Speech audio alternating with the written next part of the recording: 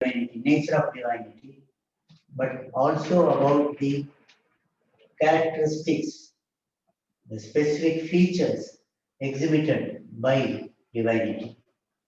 And consciousness is one among the various attributes manifested by divinity. This is a unique, special approach to this subject, and we have nearly 20 speakers in the subsequent weeks to come. And to start with, we will have the exposition of divinity according to the Maharishi's hypothetical expressions about divinity. May I request Balachandran to start his deliberations. வாழ்க வளமுடன்.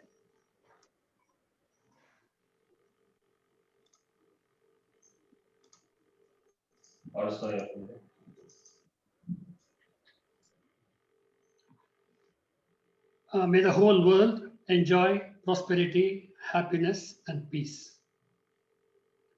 May the whole world enjoy prosperity, happiness, and peace.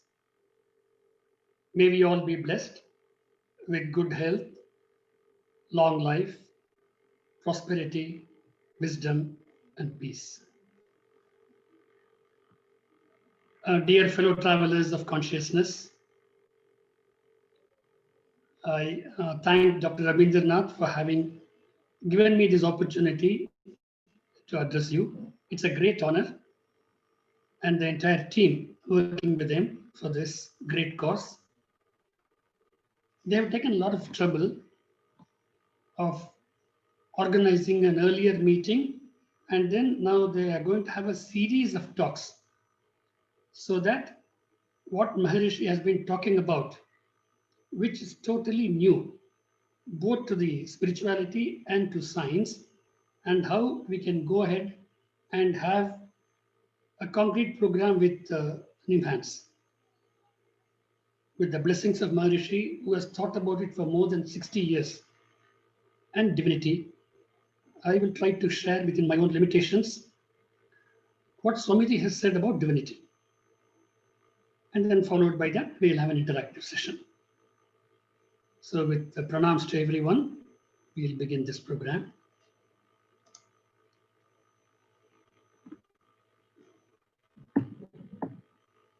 Yes.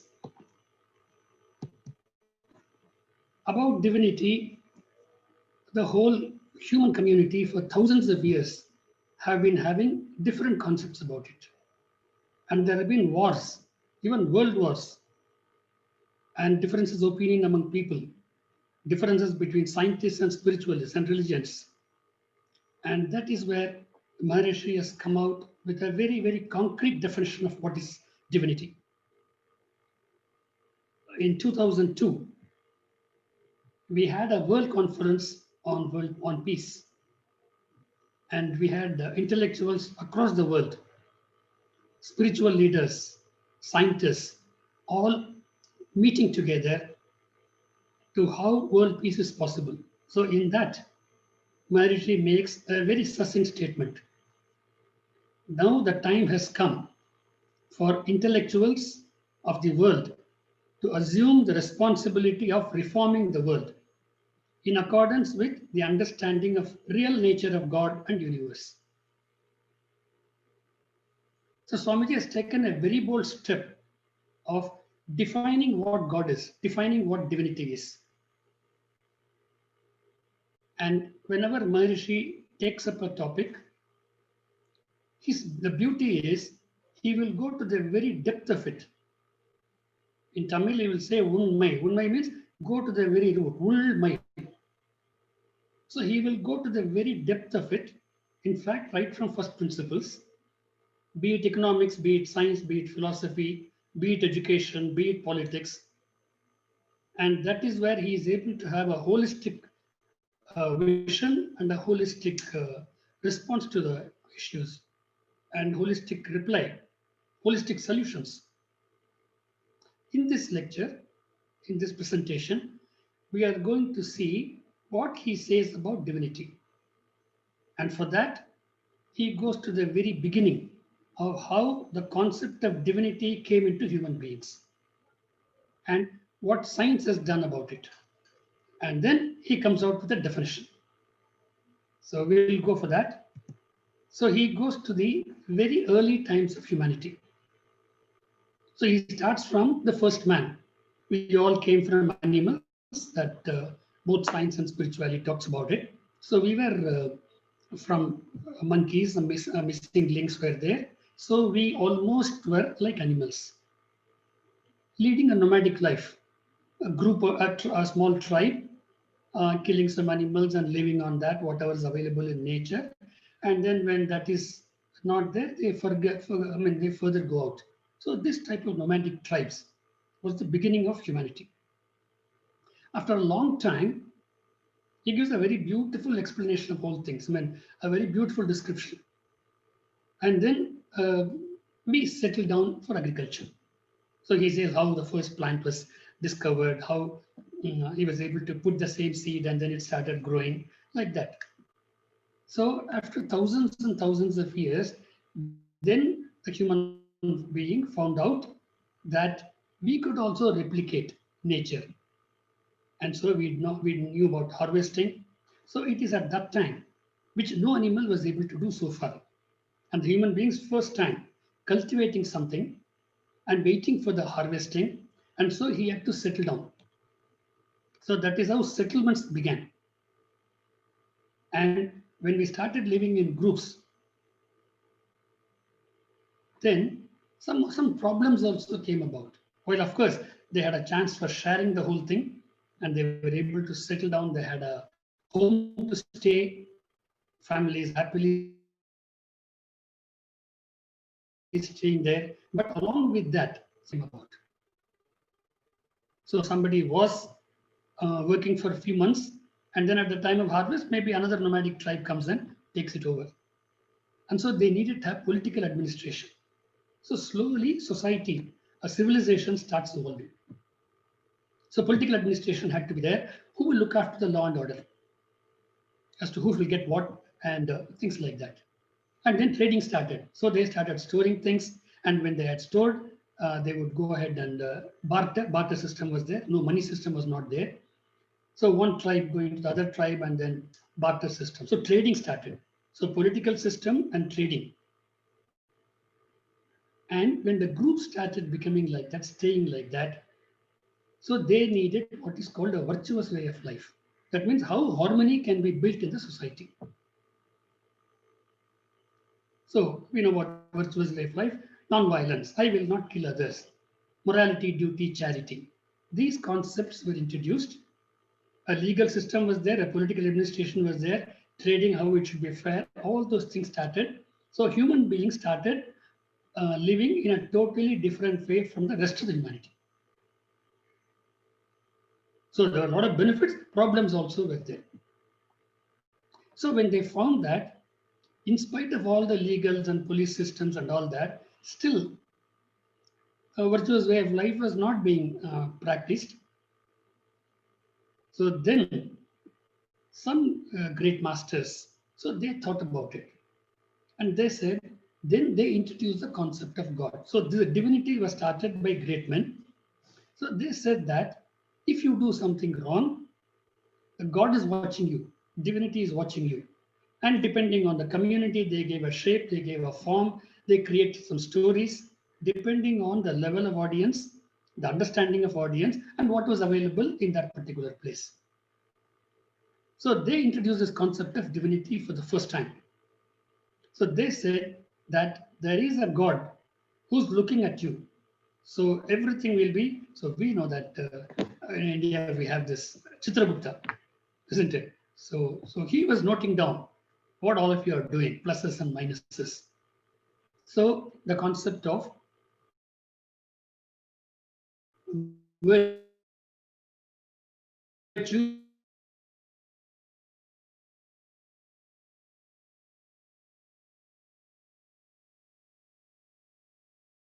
virtue as the concept, if you will be in heaven and then you will provide all the facilities of your life. All religions had it. In some of them, it's a day of judgment. In Hinduism, it was different. But they all had this concept of God, heaven, and hell. So carrot and stick policy was introduced apart from the political system.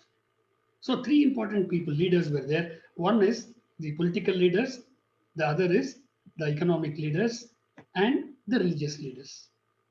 So this is how the whole thing started. And one is worship of God, other is virtuous way of life. These two form the basis of all religions. The beauty of Maharishi is, while we look at the differences between one religion and other, or within religions also, we see the differences. Whereas Maharishi can see the unity in diversity. That was the greatness of Maharishi, that holistic approach. So he filtered and said all religions have got only two concepts. One is, and as far as virtuous way of living is concerned, all religions tell the same thing. Don't kill others, try to help others. So morality, duty, charity was common to all religions. There's no difference at all. But why religions were fighting? It is because the understanding of what divinity is. There is so much of fluctuation, so much of differences among people about the concept of God. And even today, it continues. So different religions, different subsects, castes, so many other things in the name of God. And a lot of infighting, and ultimately leading to, you can, world history, how religions have created great problems among society. And they also said there's a God sitting above and he created the universe. The creation theory also was started with him. That God, he out of this thing, he created the universe. So God is apart from that. So the concept of creation theory was generally the most popular thing among this. Maybe some philosophers talked about Advaita, but that was not for the common man. So you see Swamiji how beautifully brings out how the concept of divinity came about, right from the first man. And this continues. Okay, then what happened? Very interesting story. Then how God came into being in science. So it went on right up to the 15th century. So this was what was going on. At that time, science was at a very nascent stage. It was a religion who talked about even science.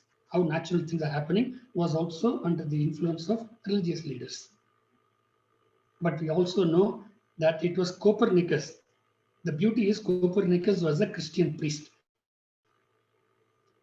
And he, for the first time, so till then, Earth is the center of the universe. And so we are the most important beings. So this was the concept. And everything else, including the sun and moon, all of them were going around the earth.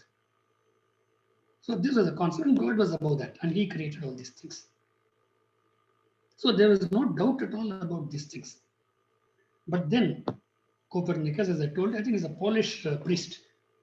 So when he started studying it, of course, they say Aryabhatta, and they also found out about it. Anyway, we're not bothered about those things. We are bothered about the concept here. Copernicus, I think it was 1514. Yes, the year of 1514. So he declared, and you see, he was so afraid of the society that he wrote in anonymous this thing. He didn't say who's the author. And he gives this beautiful concept because he noticed that Jupiter had 4 moons, so it was not going around the Earth. So he came to the conclusion that there are things other than Earth which could be the centers. And then he also found out that yes, possibly everything is going around the sun. So for almost 100 years, it's only I think about 1600 or so, till then it was just lying down like that. And then Galileo, because the telescopes were discovered before him, and Kepler independently, a German priest. So he took the calculations of his student, and out of the calculations, he derived that it is the sun which is the center and everything else is going on around it. Of course, they thought it's going in circles because circle is a beautiful, I mean, it's a figure nice, not elliptical. At the same time, Galileo, so he, using the optical instrument, so he came to the conclusion that that's how that, Jupiter has 4 moons and all that. So he also came to the conclusion that sun is the center and not Earth. And Newton was a person, again, after another 70, 80 years. So the whole thing has taken 200 years for science to question what the religions have been saying. That was the control of the religion over the human beings. So almost at the end of the 17th century, 1687 or so, Newton comes out with that sun is the center. And then he started talking about gravitation. He also gave measurements. F is equal to m1, m2 by d square. Mathematically, he was able to derive. So he is considered the father of modern science, having a totally new way of looking at things and doing things. So from then on, for next 200, 300 years, we had fantastic progress in science. And the science became so popular. And then the scientific method, and the scientific method is you can have an hypothesis, but it becomes a law only when it can be proved. Hypothesis can be there, but it has to be proved either experimentally or deducting. So for God also, you could create a hypothesis, but unless you prove it, we will not accept it. So science had this objectivity in it, which earlier religions were not having. So while this was the strength of science, it also became a weakness. We'll come to that. See the story how beautifully Swamiji gives. While science was at its peak, technology was developing, and today we have mobiles. Even an illiterate person has got a mobile. See the amount of progress. About 300, 400 years, we could not even dreamt of. And so science became, in fact, it is told that one of the scientists in 1900, it's not whether it is true or not, a statement that has been which has been associated with him. I think Lord Kelvin, 1900. So he makes a statement in another 10, 15 years, science would have discovered everything. Maybe it's a question of instruments will be able to improve upon it, but whatever is to be found out, they can find it in another 20 years. So that was the height of science and the height of ego they had. Just like the religious leaders had the ego that they had all the knowledge, the scientists had it now. But then comes a big bang to the scientists as well. It did not answer all the questions. As science went on advancing, there were 4 dimensions which even Newton talks about. They were considered 4 independent entities: space, time, mass, and energy.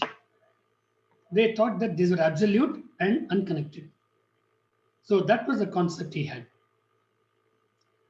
But that was not answering many questions. And Einstein, almost the next great godfather in science, so he came to the conclusion that no, space is not empty, or space is not a non-entity. It has a role in gravity. And time is not fixed. So space-time are connected. And similarly, matter and energy, that famous equation.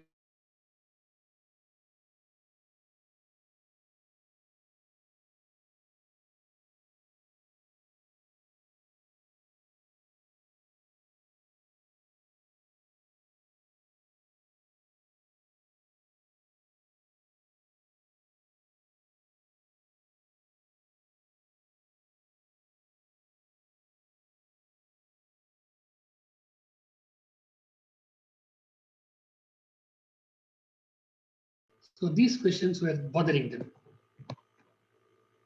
And latest, what's his name? The man who is handicapped and he cannot speak also, Stephen Hawking. Stephen Hawking is considered next to Einstein. He's supposed to be the topmost. So he and so many other scientists were looking about grand unification theory. Grand unification theory is there's a gravitation is a force at distance. Okay, between stars and all that, but at the smaller level, it is a weak nuclear, strong nuclear, and electromagnetic. So they thought that they could connect that all those three, and then of course gravitation.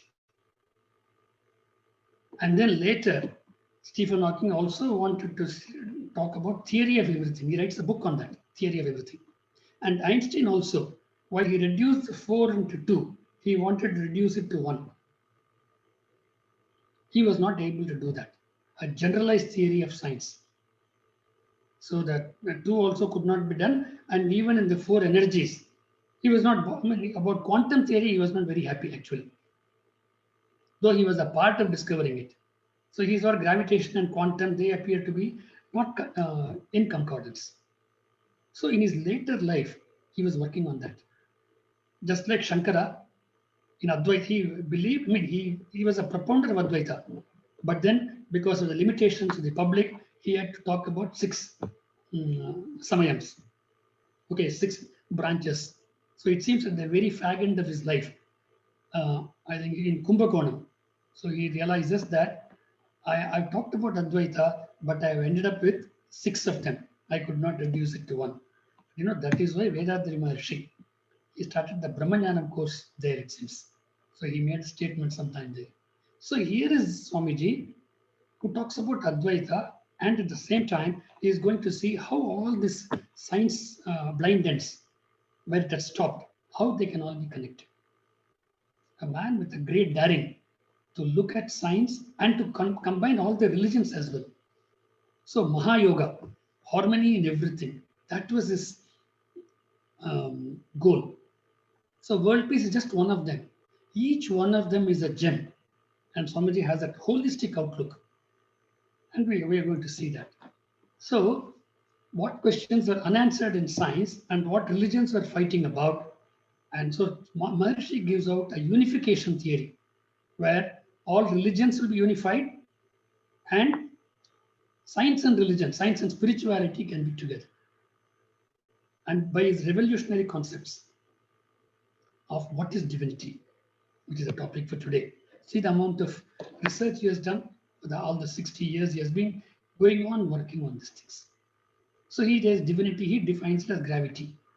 But the concept is gravity is not between objects, but gravity is a property of space. I mean, people who got spaced out. He goes and talks to American universities, he goes and talks to the scientists, he goes and talks to IITs in Delhi, talking to science people that your concept of gravity is wrong. A totally new concept about gravity. And he calls divinity as gravity. So all the moment we talk about divinity in religions, we think of a form, we think of so many supernatural powers and all that. So he brings it within the framework of science. Let me say this. And he comes out with a theory called self-transformation theory. So we've been talking about evolution theory, we're talking about creation theory, but now Swamiji says it is the divinity itself transforming into everything, not an evolution, not a creation. He says if God is complete, if it is everywhere, if he has to take something other than God and then make a creation out of that, that means God is not complete. If God is complete, it has to evolve from it itself, not even him or her. So he says creation theory is not okay, and even evolution theory. So he's coming, in fact, he was talking about evolution theory, but later he talks about self-transformation theory at the fag end of his life. And also he gives a new concept about magnetism. So magnetism is not between 2 objects. Magnetism is an inherent quality of divinity, is a quality of gravity. So he comes out with what is called God particle, or you call it as formative dust. He says Iraitugal. And the Iraitugal starts spinning. So divinity itself, gravity itself, the absolute space itself is magnetic. He says it's a mega net from which everything, your intranet, internet, all those things are coming out. So this bold outlook about divinity and talking in such a science language, which blows the mind of both religious leaders and scientists. And this was This has been his latest, he wanted to bring this. And that's why he took the trouble of going to United States, to other, Japan. He wanted to bring this to the notice of the intellectuals. And that is why in the 2002 conference, he talks about scientists or intellectuals will have to seriously look at what divinity is and what the universe is and how we all came about. That we're all coming from one source. We're all brothers and sisters. It is because of that only world peace will come. So for him, divinity, world peace, economics, all are falling into peace. It is this holistic outlook all of us should imbibe. So, and then he says, in fact, that one power, nature, has not created the universe out of anything external to itself. The supreme power itself. And he gives the dimensions of that: plenum, force, consciousness, and time. So with those four dimensions, it has transformed into universe. So everything you see is divinity transformed. It is just a journey from divinity up to that point. That beautiful song on flower, Malare, Malare, that flower tells him that I am nothing but the God transformed into me. And same is with you. So you are divine, understand that. If only you remove your animal imprints, there is no difference between you and divinity. So is everything. So the total outlook, the divinity is somewhere sitting above, goes for a 6. Everything you see is divine. It is divinity personified. And we are also that. When human being raises the consciousness to that level, oh, the word consciousness is coming, so we'll come to that also. So he defines what is God, what is nature, as absolute space. It's an ever, see the adjectives he talks about: everlasting. Just a minute, let me see, 5:36. Okay, I got 9 more minutes.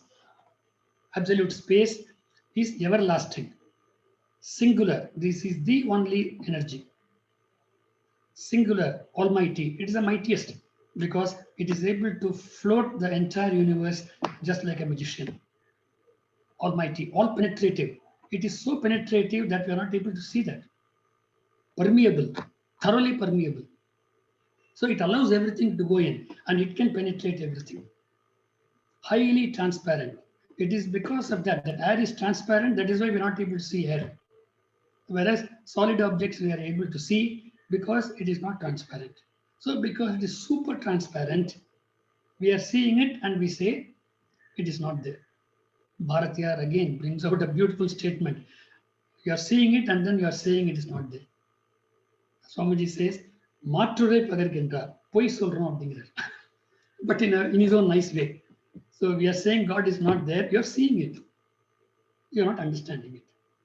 So why? Because our consciousness is at a material level of consciousness with the 5 senses. But we can go to deeper levels of consciousness. We can become one with that consciousness. Okay. Highly transparent, imperceptible, dark fluid matter. It can flow through anything. That's why it's called fluid, and it's a matter. This is the only matter. All the other things are incidents. They keep changing. So, அதுதான் மெய்ப்பொருள். எல்லாம் மீதெல்லாம் பொய்ப்பொருள் அப்படிங்கிறாங்க. And then he talks about its qualities. It is characterized by quivering. He introduces this concept of quivering. Originally, he was saying it's static, but out of static, how all those dynamic things can come.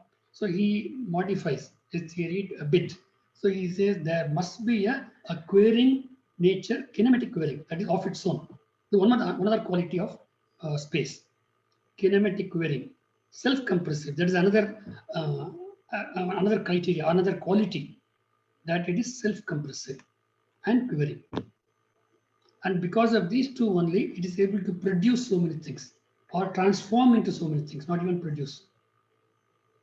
Surrounding pressure, which results in automatic repulsion in its intensification and emerges as formative dust, otherwise known as Paramanu and ether. Science at some point of time believed in ether, and then it says ether is not there, but now Swamiji introduces the concept of ether again.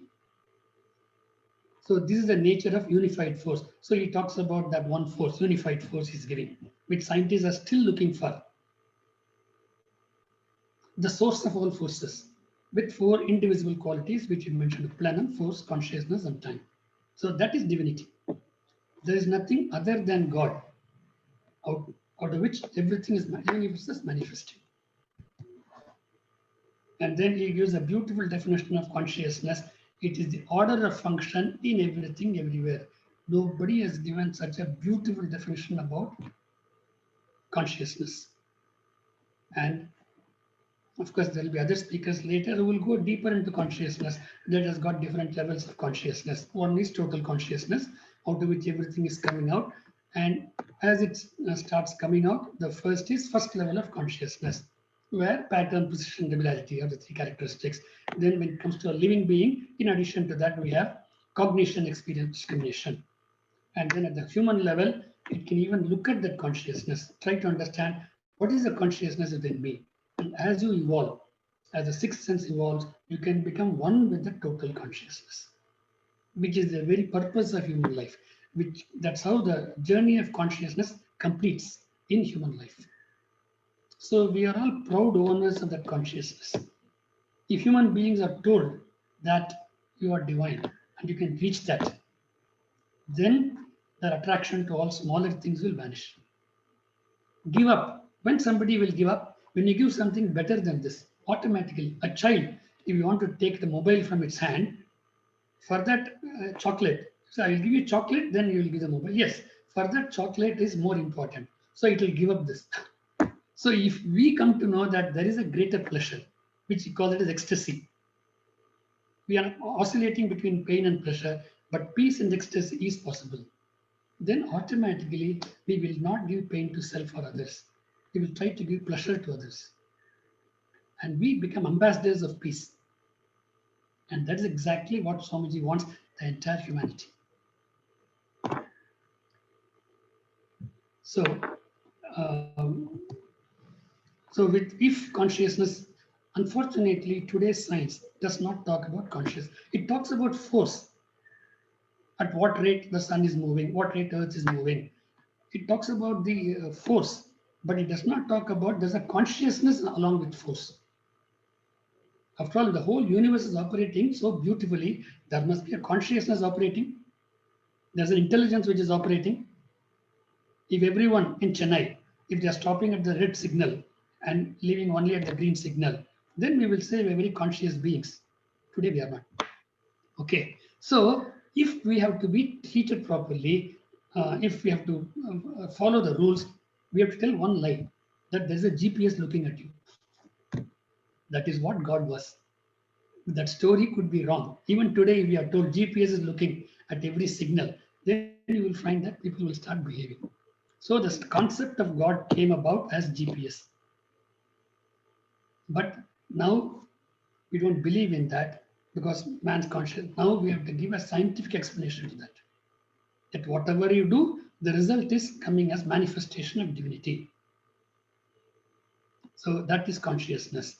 So when science starts incorporating this consciousness along with force, gravity, and other forms of energy, then science is complete.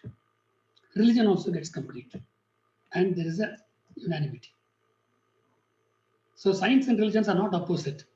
Anything material deals with science. Basic to that is spirituality, that's all. It's just that the level is different, that's all. So in this way, and further, when science understands what is consciousness, today's science with all its power is very destructive also. Nuclear weapons, wars. If science understands that consciousness, then science will not be misused. Science will be used for only creative things. So you see how beautifully Swamiji gives a complete history of what is divinity from the actual perspective. And then when science started coming, there was a dichotomy between science and spirituality, which is only artificial. So it is this we have to take it to the scientists. It is this we have to take it to the religious people. It is this we have to take it to the political administration and bring harmony everywhere. So this result of understanding consciousness will result in love and compassion, which will become natural. That is a natural quality of divinity. So love and compassion will become natural. You don't have to tell them that there's a hell or heaven. You don't have to say that. Its expression in inanimate and animate will remove all the gaps in the field, and peace and prosperity will come.